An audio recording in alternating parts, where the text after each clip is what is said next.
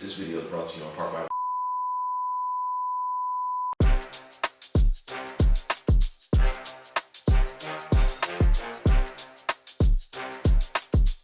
Welcome back. Another episode, another day. Dre got me here on this fine Sunday because, couldn't do it Saturday. Don't you say shit. So this first story is brought to you in part by Coca-Cola. Me personally, I only drink Coke when I got liquor. There's no liquor, I don't drink Coke.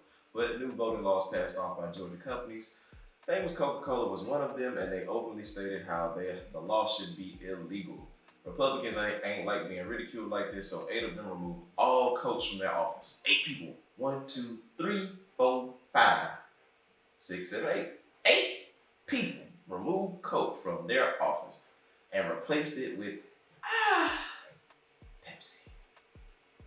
Yep, because that's really going to show Coke who's in charge and who's boss. Like 8 of y'all people remove Coca-Cola cans from y'all's office.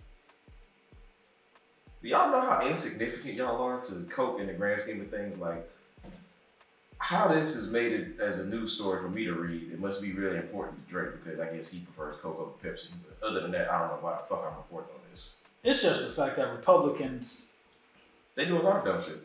They got mad at a company. But there are also dumb Democrats. Please don't think I support them because I don't support them either. Racism ain't dead, so we all know. Well, I'm not gonna say we all know that, but for those of us who are somewhat cognizant of what goes on in the world, we know that there's good and bad, love and hate. Can't have one without the other. But would be nice in an idealistic view of society, but it ain't gonna happen. So a Virginia school is in hot water after the students posted a meme online to celebrate victory over a football team. Guess how they celebrated? Y'all know that major case is going on right now with Derek Chauvin. That's how they celebrated. They took a victory knee. Not a lap, a victory knee. Cave Spring High School created a meme of Chauvin kneeling on George Floyd's neck for their victory meme. Of course, the school released a public apology saying this doesn't represent them, but these kids did learn from somebody. They probably got the okay from somebody within the school system, within their school to say, hey, yeah, y'all can do that. Y'all are just kids. That's like when some of y'all's parents were growing up back in the day and y'all did something to a girl that y'all knew was inappropriate and they knew was inappropriate, but to keep the peace between the two families, they were just like, oh, just boys being boys. See how the world got to where it is? Like, people just wonder why, like, the world is the way it is. That's because you let shit slide previously that shouldn't have gone overlooked for so long. The former Health and Human Services Senior Advisor Paul Alexander for the Trump administration was caught tampering with CDC evidence. He was caught tampering with CDC information. You want to know why? Because you can't handle the truth. It's a very know-why thing that he did, trying to save us all from ourselves. Apparently, he didn't like how the CDC reported their information and decided to hide the info. What exactly is he trying to hide from us? He even went so far as to say the CDC can't release any information until he looks and revises it. Is he qualified, or what are his credentials to be able to write reviews for the #1 governing medical body for the entire United States and pretty much the world? Besides being a Republican, like we'll let them have that one because they feel entitled to fucking everything. Sony and Netflix struck a deal that all Spider-Man movies will be streaming on Netflix exclusively once they leave theaters. Because of Sony owning Spider-Man and not Disney, this means that all solo Spider-Man movies will be on Netflix. If Spider-Man appears on any other Marvel property, then it will be on Disney+.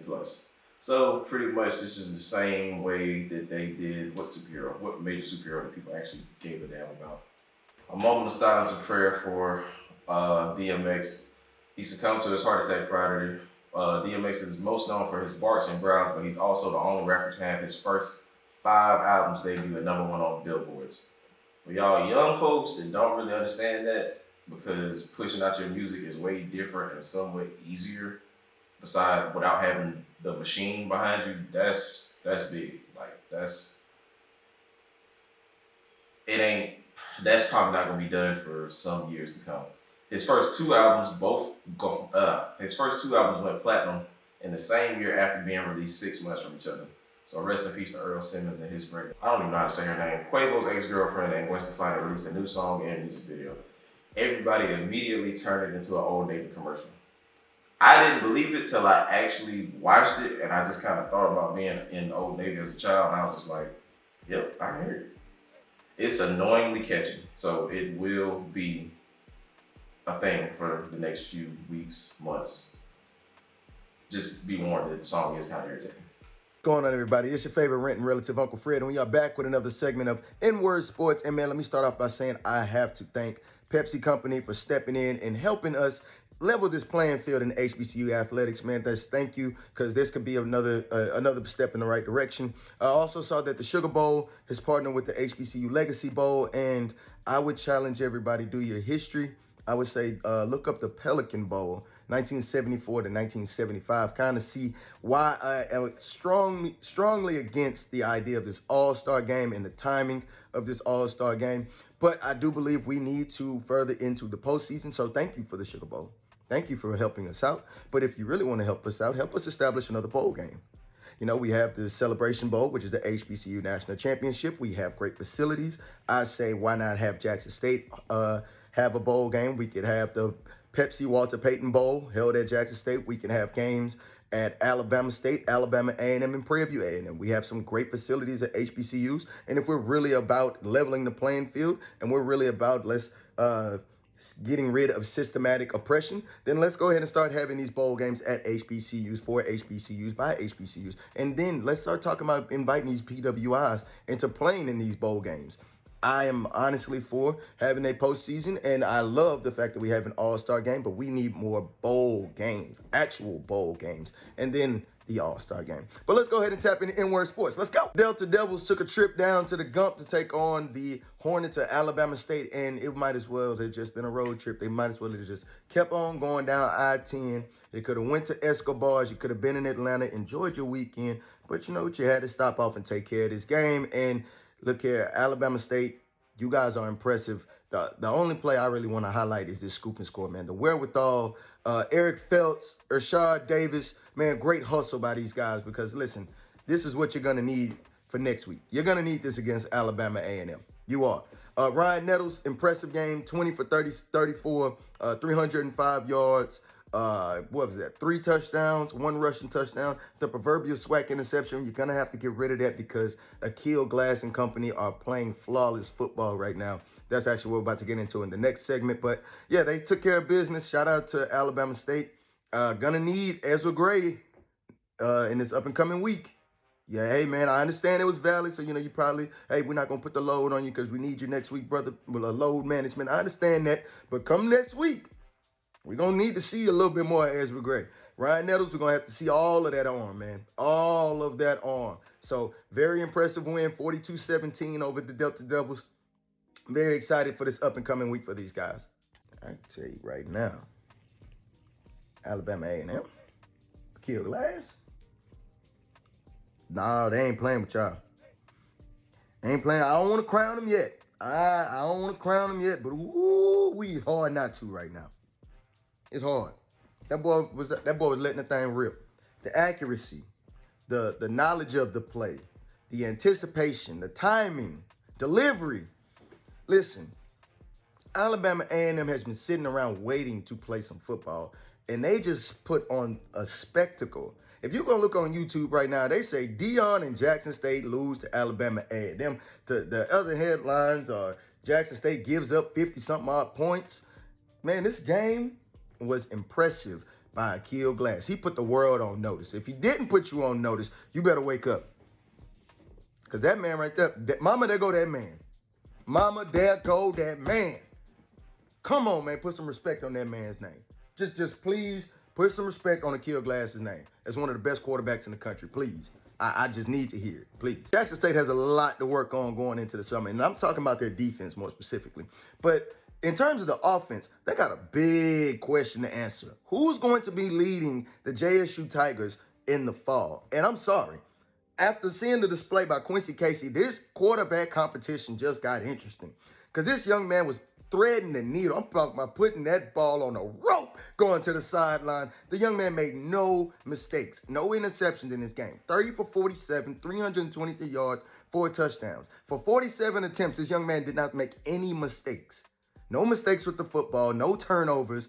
hey, the ball on the side, the passes to the sideline tell it all. I mean, throwing the ball from the left hash to the right side of the field where only your receiver can get the ball, bro, that's impressive. So you have to ask yourself, can Shedeur outclass Quincy Casey going into the fall? And I mean, the first game of the season is FAMU, guys. So that's not any game that you want to go out there and have the world expose you, because I don't want to see Shedeur get into this conference and in the first 3-4 games, he's getting lit up. No, I want Shedeur, when he gets at the forefront, I want him on his A game. I want him to be at his best. So this quarterback competition is very interesting because with no SWAC hours, man, you have to look at the way this conference is played. That's not necessarily the best move on the first week, especially when it's a conference game on the first week. So I look at this quarterback competition as, man, one, the quarterback who can move the ball methodically, who can actually flow within the offense, man, because this offense was phenomenal. Marshall, 126 and a touchdown as a running back. This guy was on the practice squad. Dion said he's been there. He just blew up. It just happened for him. Then we go to the my guy, Warren Newman. 3 rushes, 17 yards, 1 touchdown, 9 catches, 68 yards, 3 touchdowns. And then we got Baldwin out at the receiver, 6 catches, 135 yards, and a touchdown. This offense can move, but it's a matter of, can they stop somebody, man? If they can get a stop, this offense is prolific. I don't believe that that's the answer is Shedeur. I mean, it could very well be Quincy Casey and Shedeur has to sit for another year. And it's not necessarily going to hurt you, young man. Sit back and learn. When you get thrown into the fire, then you respond. But, man, to start the season off the way that they are going to start, and I mean the way this season is ended, I don't know if I would want my son at the forefront of this, especially with the hellacious fire that's going to come at you after week 1. Because I'm telling you right now, Dion, they're treating you like you Hollywood, man. They don't even, it's Deion Sanders and Jackson State. That's not how it should be. It should be Jackson State. Coach Sanders. That's it. You better, convince those guys in that locker room that Prime is not their coach. Not Hollywood Prime. They need Deion Sanders. Man, because, woo, you got a tough summer ahead of you, brother. I'm going to pray for you. I'm pray for you. Delaware State took on Delaware. Bro, listen, it's an HBCU, so we're still going to discuss it. But I want to say this about Delaware. Man, I'm not impressed by you guys. 34-14 over Delaware State. You're 10-0 in this rivalry, in this battle that you guys call. It's not a rivalry until the other side wins. So you guys really just got a money game on the schedule that you call a rivalry game that you'll always have on the schedule because it's a win in the column that you're going to need. But I digress. I'm not impressed by any of your wins this year. Sorry, Blue Hens, Delaware Blue Hens, I'm not impressed by any of your wins. You got Maine, Stony Brook, New Hampshire, Rhode Island, and Delaware State. I'm not impressed. In fact, I would love to see where they place you guys in the FCS playoff. I'm very interested to see where you guys are placed because that strength of schedule, man, listen, it's looking like Jackson State has played a little bit of a tougher schedule than you guys in these last 3 weeks. So, no. Delaware State, congratulations to you guys. You got a televised game. Your quarterback is 3 interceptions. I mean,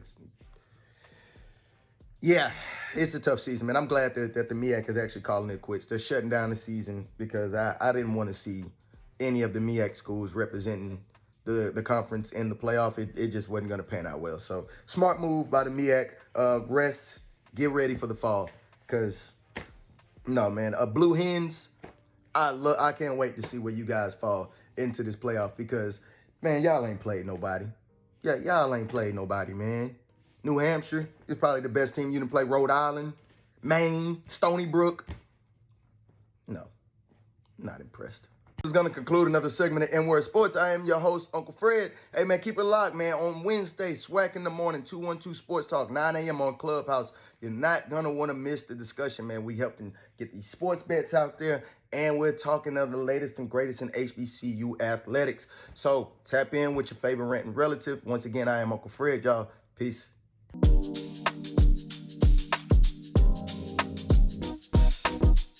now to the y'all hiring segment. The Rosa's Caribbean restaurant is looking for some new dedicated workers. You gotta have a car and reliable daycare. Why does that need to be thrown in there? It's a Jamaican restaurant, so you know they ain't gonna care about your excuses. Get the job done. They're personal friends of the Ignorant Noodle, so don't go in there embarrassing him. I've eaten there a couple times. It is pretty good. If you are feeling some fits of rage and anger, there's a place you can go to get that anger out. Outrage Rage Room is now open in Kennesaw, Georgia. If you don't know what a rage room is, it's literally where you go to break other people's shit. No reason other than I am angry, let's wreck it. This is where like they put like the car in there and you can sledgehammer and let you go to town. Plus other stuff. What's the other stuff? Walls, picture frames, lamps, anything you've ever just wanted to fuck up. After you work up that anger, you're gonna be hungry. Loaded Potato Bar is a restaurant in the Atlanta area. They got other kinds of foods, but best believe their baked potato is what you should pull up for. Their potatoes are named after hip hop icons, including Atlanta's T.I., Outkast, and Migos. Shout out to all three of them, Outkast being my personal favorite. 3 Parks Wine Shop is for those looking to get classily saucy in Atlanta. Classily is not a fucking word. Classily saucy. It's not a word. They have all kinds of flavors and pairings. So if you want to get mimosa drunk with the mimosa or the brunch, swing on by and check her out. Yeah, ladies, it's getting close to summertime. Know y'all want to do hood rat shit with your hood rat friends. Just remember, you can't do hood rat shit forever. I mean, you can. An Atlanta date night won't be complete without dessert. Be sure to stop by. Let me make sure I say this right. Yes, cookies to get your sweet tooth stimulated. They have cookies, hot chocolate, ice cream sandwiches. They got teas, smoothies, and even vegan cookies if you like the healthier sweetness. Swing by and enjoy yourself. Yes, boo-boo. And just like that, we are out.